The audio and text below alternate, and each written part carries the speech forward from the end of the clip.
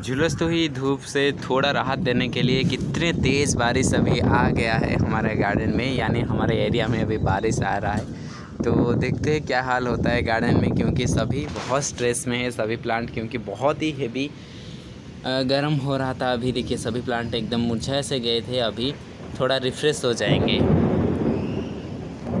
इस तरह से पोर्टुलाका में भी बहुत ही हेवी फ्लावरिंग चल रहा है अभी। और देखिए इस वाले कलर वेरिएशन जो हुआ था अपने आप में, इस तरह से फ्लावरिंग हर रोज़ आता रहता है प्लांट में, और ये वाला प्लांट में थोड़ा फ्लावरिंग कम हो गया है।